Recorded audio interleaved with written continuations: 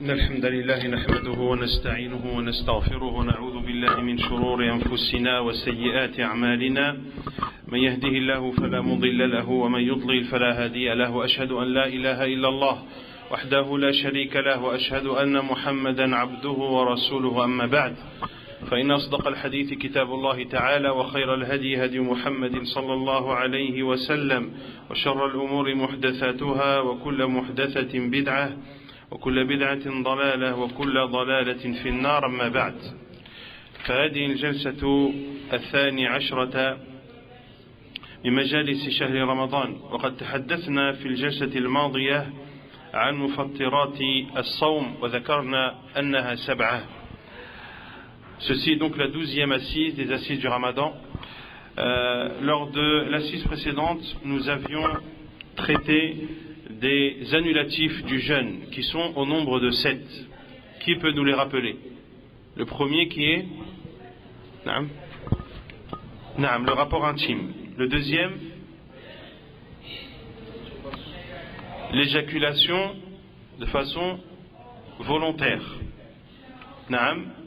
Ensuite, la troisième, le fait de manger et de boire. Le quatrième annulatif, tout ce qui est assimilé à la nourriture et à la boisson. Le cinquième annulatif, qui est la hijama, la saignée. Le sixième, qui est le fait de vomir volontairement, de se faire vomir. Et le septième annulatif du jeûne, c'est l'apparition du sang des menstrues ou bien des lochis. واليوم سنتحدث عن شروط الفطر بالمفطرات وما لا يفطر وما يجوز للصائم. Et aujourd'hui, bi'idhnillahi ta'ala, nous allons voir les conditions qui, lorsqu'elles sont réunies, l'annulatif du jeûne est pris en compte. Nous allons voir également ce qui n'annule pas le jeûne et ce qui est autorisé aux jeûneurs de faire.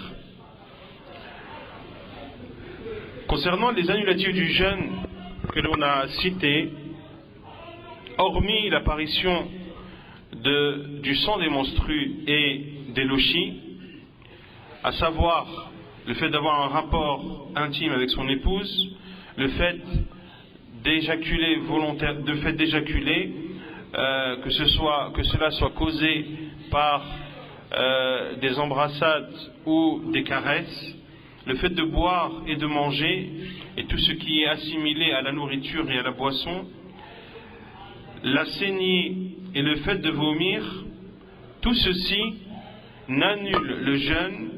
لا يفطر الصائم شيء منها إلا إذا تناولها عالما ذاكرا مختارا فهذه شروط 3.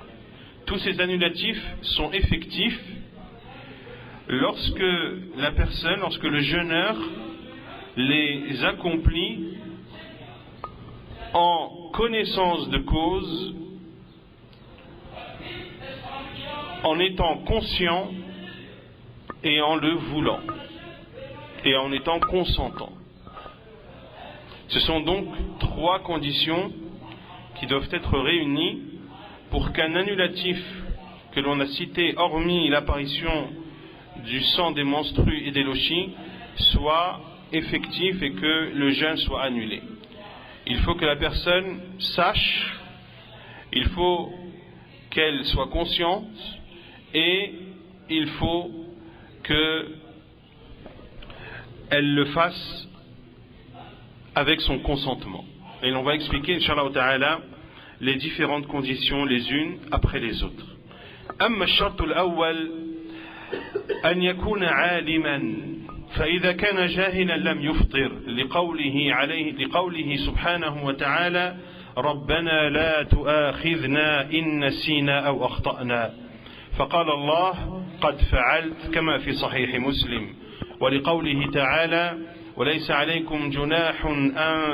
عليكم جناح فيما أخطأتم به ولكن ما تعمدت قلوبكم وكان الله غفورا رحيما.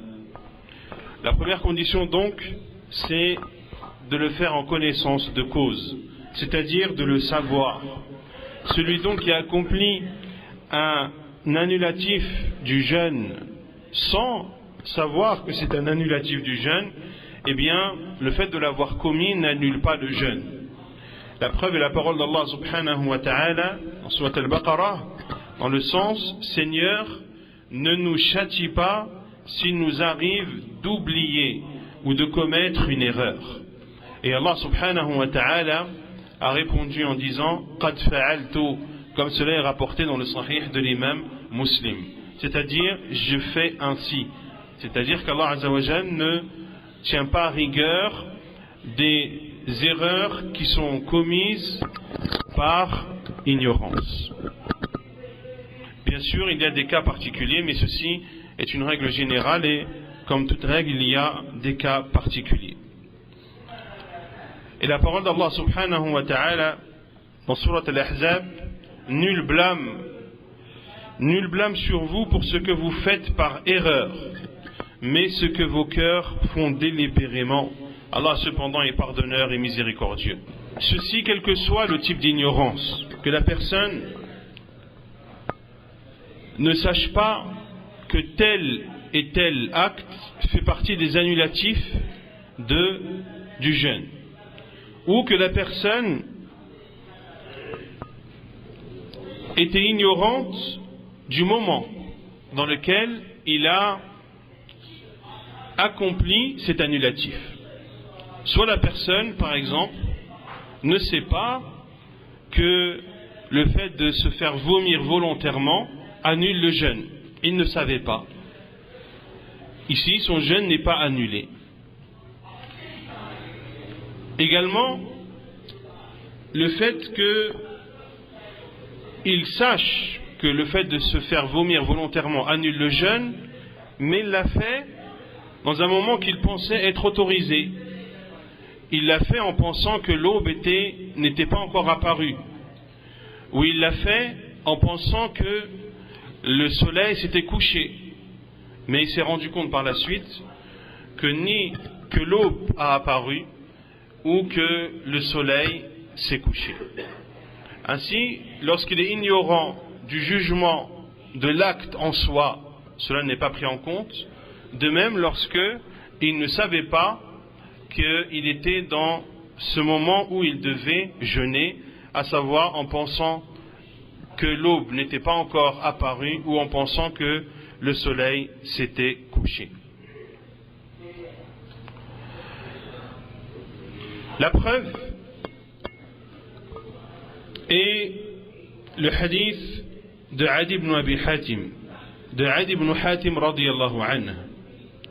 قال لما نزلت هذه الآية حتى يتبين لكم الخيط الأبيض من الخيط الأسود عمدت إلى عقالين أحدهما أسود والآخر أبيض فجعلتهما تحت وسادتي وجعلت أنظر إليهما فلما تبين لي الأبيض من الأسود أمسكت فلما أصبحت غدوت إلى رسول الله صلى الله عليه وسلم فأخبرته بالذي صنعت فقال النبي صلى الله عليه وسلم إن وسادك إذا لعريض إن كان الخيط الأبيض والأسود تحت وسادك إنما ذلك بياض النهار وسواد الليل متفق عليه. فقد أكل عدي بن بعد طلوع الفجر ولم يمسك حتى تبين له الخيطان ولم يأمره النبي صلى الله عليه وسلم بالقضاء لأنه كان جاهلا بالحكم. Le hadith de Adi ibn Hatim radiyallahu anhu, lorsque la parole d'Allah Azza wa Jal dans Surat al-Baqarah a été révélée, حتى يتبين لكم الخيط الأبيض من الخيط الأسود, jusqu'à ce que vous distinguiez le fil noir du fil blanc, Adi ibn Hatim radiyallahu anhu a dit, j'ai alors pris deux cordes, l'une noire et l'autre blanche, que j'ai placées sous mon oreiller et lesquelles je regardais. Lorsque je faisais la différence entre la corde blanche et la corde noire, alors je m'arrêtais de boire et de manger. Et un matin, je suis allé voir le prophète sallallahu alayhi wa sallam et je l'ai informé de ce que je faisais. Le prophète sallallahu alayhi wa sallam lui a alors dit: Inna wisadaka idhan la'arid, que ton oreiller, comme ton oreiller est large, comme ton oreiller est large. Ici, les savants ont expliqué cette parole du prophète sallallahu alayhi wa sallam en disant que le prophète alayhi salatu wa sallam ici a utilisé le terme oreiller pour signifier le sommeil et pour dire à Adi ibn Hatim que, masha'Allah, tu dors beaucoup. Si pour toi l'aube c'est le fait de distinguer le fil blanc du fil noir, alors tes nuits sont longues et ton sommeil est long aussi. Cela signifie que si l'on se fie uniquement à distinguer le fil blanc du fil noir, l'entrée de l'aube, lorsque l'aube apparaît, il fait sombre encore. Il fait sombre. Et c'est au fur et à mesure que le soleil, que l'aube grandit et que le soleil s'apprête à se lever que le jour apparaît. Autrement dit, Adi ibn Hatim radiyallahu anhu arrêtez de boire et de manger bien après l'aube, bien après l'apparition de l'aube. Pour cela que le prophète sallallahu alayhi wa sallam a dit: ce qui est voulu par ce verset, c'est la blancheur de la journée et la noirceur de la nuit. C'est la blancheur du jour et la noirceur de la nuit. Ainsi, Adi ibn Hatim radiyallahu anhu mangeait de façon certaine après l'apparition de l'aube.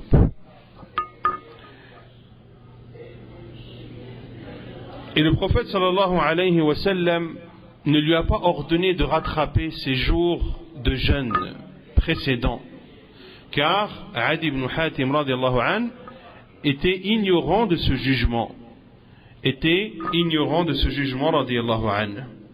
وعن أسماء بنت أبي بكر رضي الله عنها قالت: أفطرنا في عهد النبي صلى الله عليه وسلم يوم غيم ثم طلعت الشمس، ولم تذكر رضي الله عنها أن النبي صلى الله عليه وسلم أمرهم بالقضاء لأنهم كانوا جاهلين بالوقت، ولو أمرهم بالقضاء لنقل لأنه مما توفر الدواعي على لقنه لأهميته. Et dans le hadith de Asma bint Abi Bakr radiyallahu ta'ala anha, rapporté par l'imam al-Bukhari dans son Sahih, elle dit que nous avons rompu notre jeûne au temps du prophète sallallahu alayhi wa sallam dans un jour nuageux. Puis le soleil s'est levé.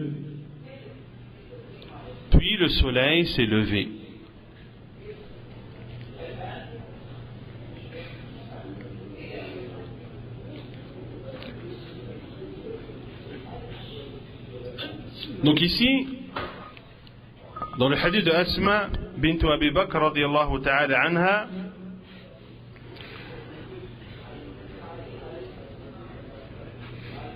ils ont rompu le jeûne avant l'heure. Ils ont rompu le jeûne avant l'heure à cause du ciel nuageux.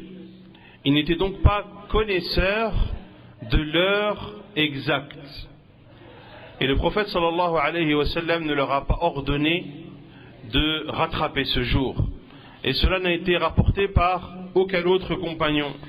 Et si cela avait été nécessaire, le prophète sallallahu alayhi wa sallam n'aurait pas manqué de le faire, et ses compagnons radiyallahu anhum n'auraient pas manqué également d'en informer et de transmettre cette information. Ainsi donc, le jeûneur, lorsqu'il mange après l'apparition de l'aube, en pensant que l'aube n'est pas encore apparue,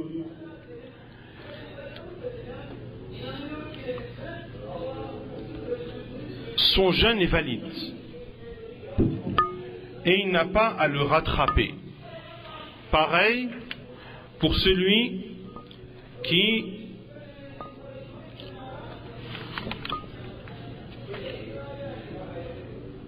Celui qui a mangé après l'apparition de l'aube en pensant que l'aube n'était pas apparue, son jeûne est valide, il n'a pas à le rattraper.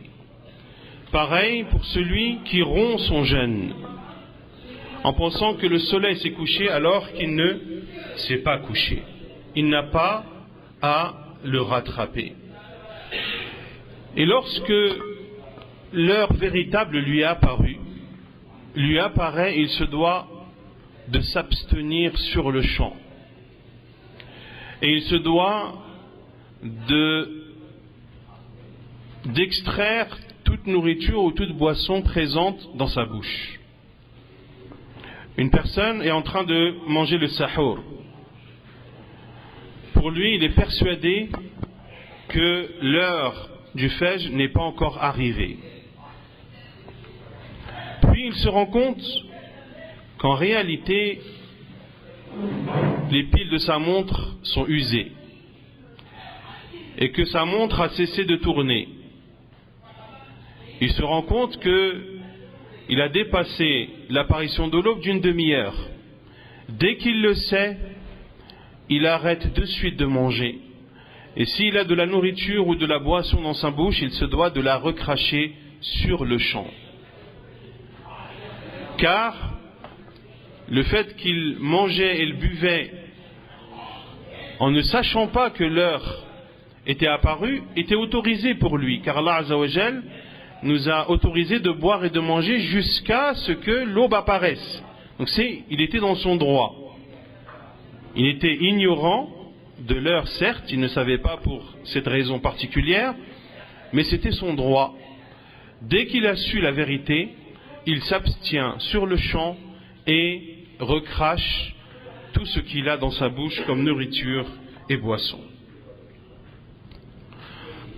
الشرط الثاني أن يكون ذاكرا فإن كان ناسيا فصيامه صحيح ولا قضاء عليه لما سبق في آية البقرة ولما رواه أبو هريرة رضي الله عنه عن النبي صلى الله عليه وسلم أنه قال من نسي وهو صائم فأكل أو شرب فليتم صومه فإنما أطعمه الله وسقاه.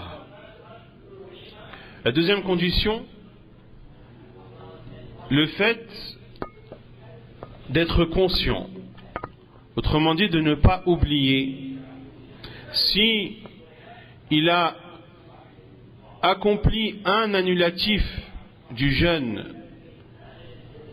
par oubli, son jeûne est valide et il n'a pas à le rattraper. La preuve est le verset de Surat Al-Baqarah, Rabbana la tu'akhidhna in nasina aw akhta'na. Oh Allah ne nous châtie pas si nous oublions ou nous commettons une erreur. Et la preuve également est le hadith d'Abu Hurairah radiyallahu anhu, rapporté par Al-Bukhari et Muslim, dans lequel le prophète sallallahu alayhi wa sallam a dit: celui qui oublie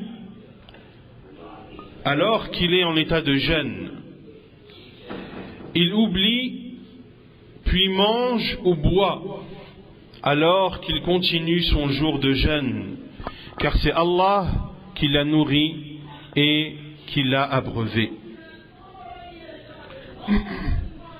Donc l'ordre du prophète sallallahu alayhi wa sallam à ce jeûneur qui a oublié qu'il était en état de jeûne et qui a mangé et bu, le prophète sallallahu alayhi wa sallam lui a ordonné de continuer son jeûne, le jeûne de cette journée. فَلْيُتِمَّ صَوْمَهُ.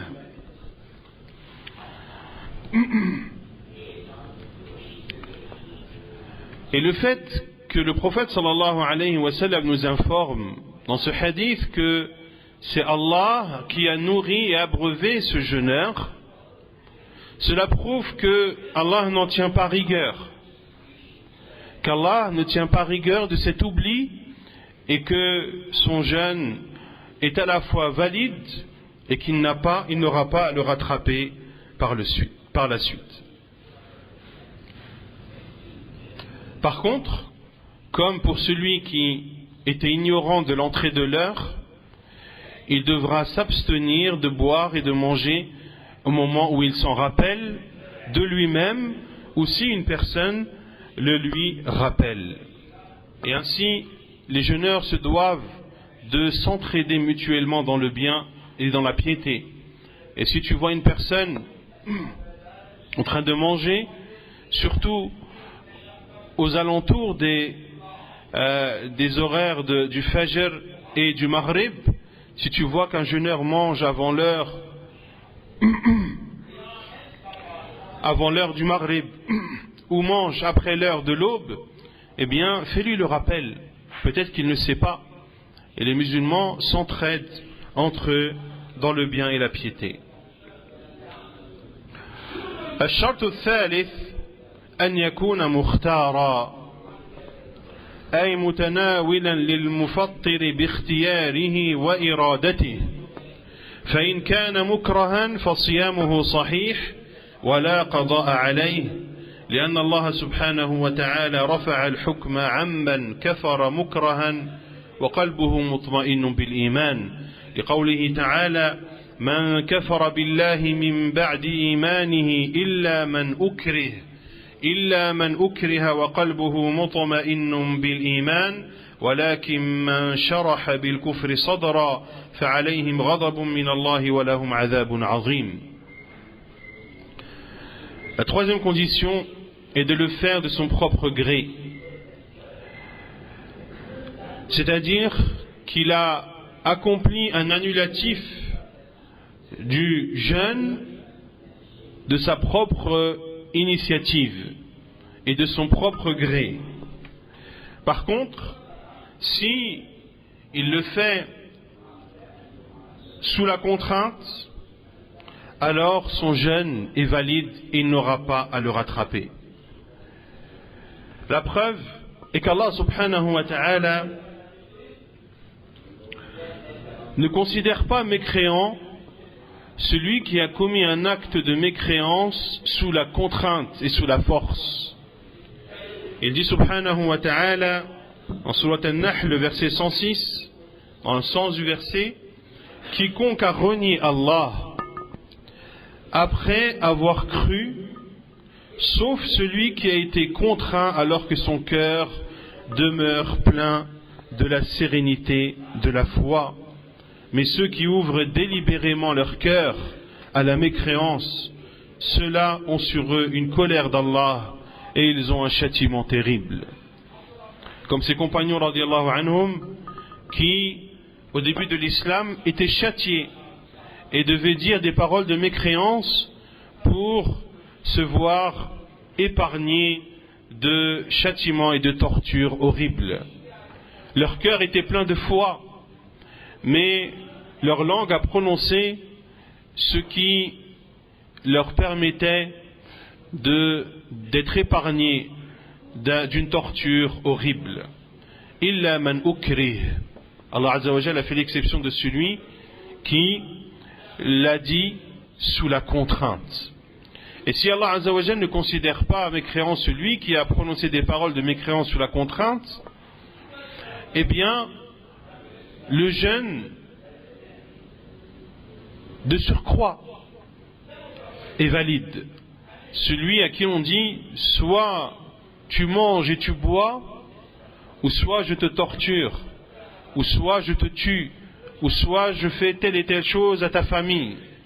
Il est sous la contrainte, il est sous la menace. Son cœur est plein de foi en Allah subhanahu wa ta'ala. C'est un croyant qui obéit à Allah Azza wa Jalla et ne lui désobéit en aucun cas. Mais il se trouve dans une situation extrême où il est contraint de boire et de manger afin d'épargner sa personne d'une torture ou de la mort ou d'épargner des proches personnes. Ici, le fait qu'il boive et qu'il mange sous la contrainte n'annule aucunement son jeûne et il n'aura pas d'ailleurs à le rattraper. La preuve également est la parole du prophète sallallahu alayhi wa sallam: Inna Allah tajawaza an ummati al-khata'a wa an-nisyana wa mastukrihu alayhi.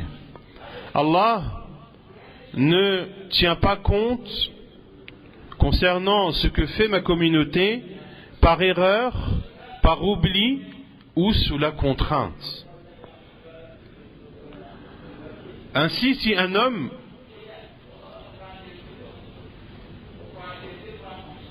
impose à sa femme d'avoir un rapport intime alors qu'elle est en état de jeûne, il la contraint à avoir un rapport avec elle alors qu'elle est en état de jeûne. Ici, les savants disent que son jeûne à elle est valide et elle n'a pas à le rattraper. Quant à son mari, il lui est interdit de la contraindre à avoir un rapport avec lui lorsqu'elle jeûne un jeûne obligatoire.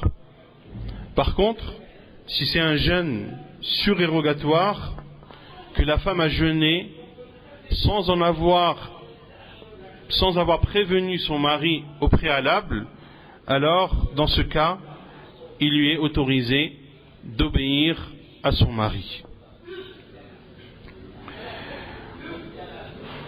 Également, lorsque une chose entre dans ton corps, lorsque tu avales une chose, par exemple, qui te surprend, comme par exemple si un aliment qui est propulsé par le vent se retrouve dans ta bouche, ou de l'eau par exemple qui se retrouve accidentellement dans ta bouche, cela n'annule pas ton jeûne et tu n'auras pas à le rattraper. Parmi les choses qui n'annulent pas le jeûne et que l'on se doit de connaître et de savoir, le fait de mettre du kuhl dans ses yeux n'annule pas le jeûne. Comment on traduit le kuhl?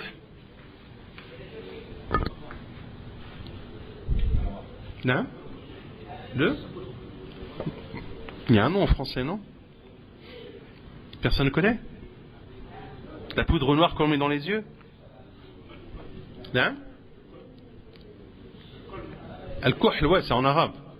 Vous savez ce que c'est le principal. Donc le fait de mettre du kuhl n'annule pas le jeûne, même si certaines poudres pourraient amener à ce que tu ressentes un goût au niveau de ta gorge, cela n'annule pas le jeûne. Car cela n'est pas considéré comme de la nourriture, ni comme de la boisson, et cela n'est également pas assimilé ni à la nourriture, ni à la boisson. Également, celui qui se fait administrer des gouttes, des médicaments qu'il introduit dans son oreille, ou celui qui met des médicaments sur une plaie, même s'il sent le goût dans sa gorge de ce médicament, surtout lorsque ce sont des médicaments qui sont assez forts et qui ont une forte odeur, on peut ressentir le goût dans sa gorge, cela n'annule aucunement le jeûne, car cela n'est assimilé ni à de la nourriture, ni à de la boisson. Cheikh al-Islam ibn Taymiyyah rahimahullah a dit, et nous savons qu'il n'y a dans le livre d'Allah et dans la sunna du prophète sallallahu alayhi wa sallam aucune preuve qui vient interdire et qui vient prouver que ces choses annulent le jeûne, à savoir le kuhl, le fait d'administrer un médicament dans ses oreilles ou de soigner une plaie.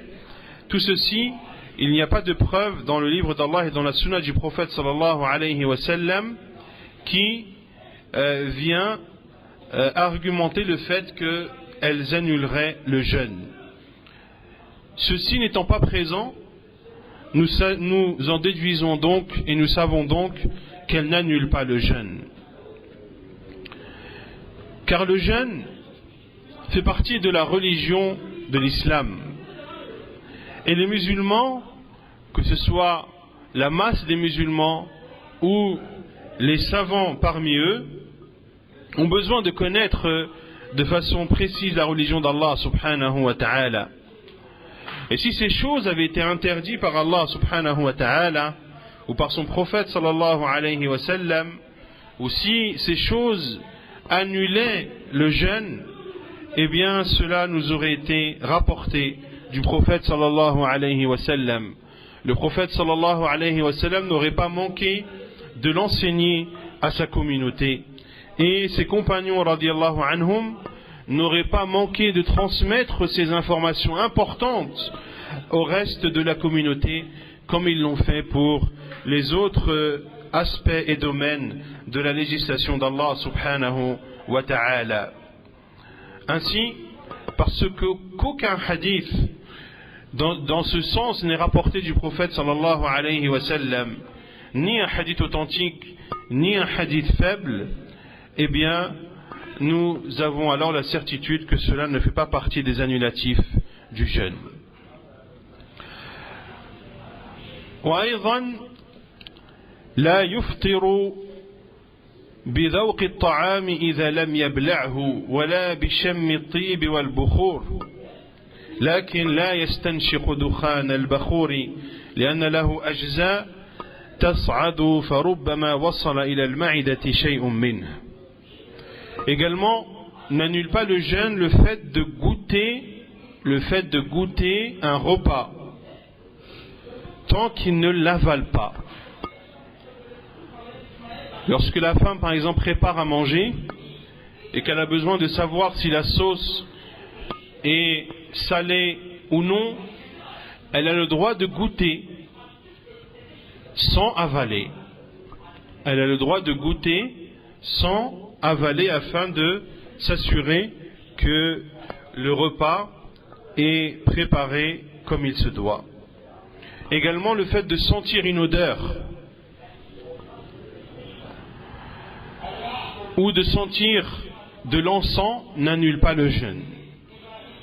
Quant à l'encens, les savants disent qu'il ne faut pas l'inhaler de façon disproportionnée, car l'encens, la fumée issue de l'encens contient des particules, et le fait d'inhaler cette fumée de façon prononcée peut amener à ce que des particules se retrouvent dans l'estomac. Ainsi, cela ne serait pas autorisé. Également, le fait de se rincer la bouche et de se rincer le nez n'annule pas le jeûne.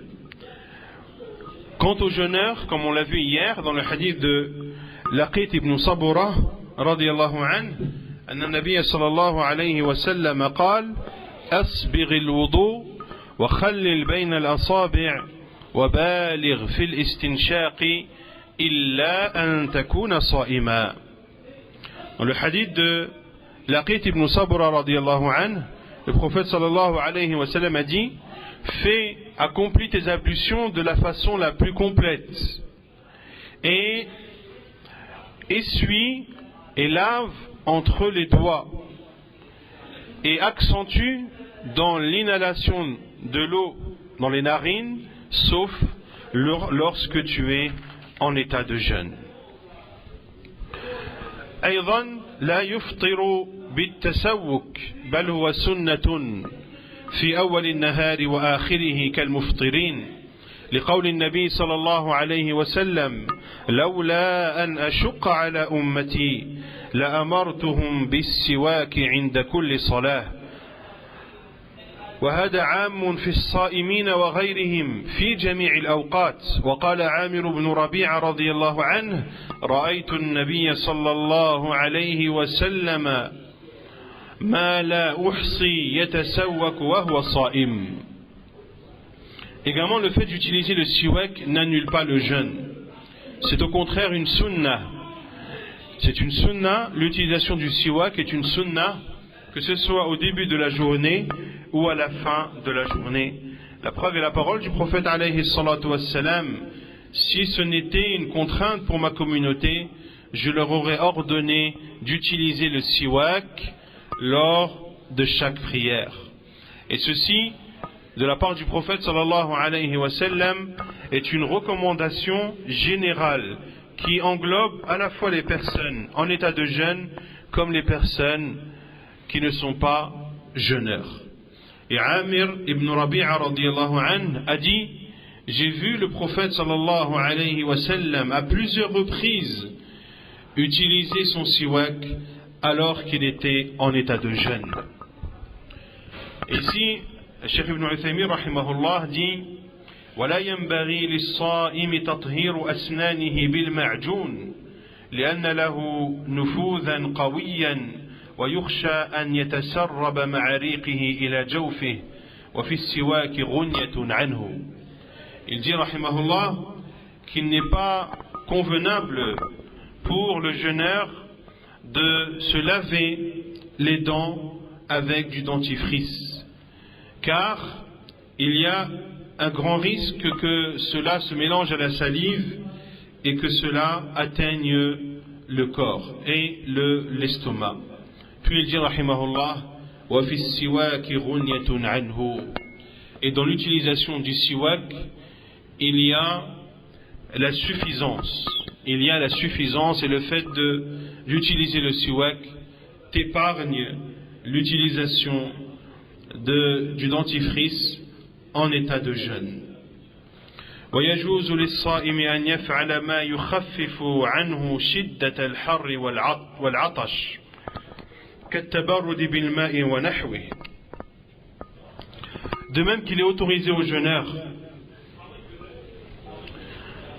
de faire ce qui lui permet de le soulager de la grande chaleur et de la grande soif. Ceci est rapporté par certains compagnons radiyallahu anhum.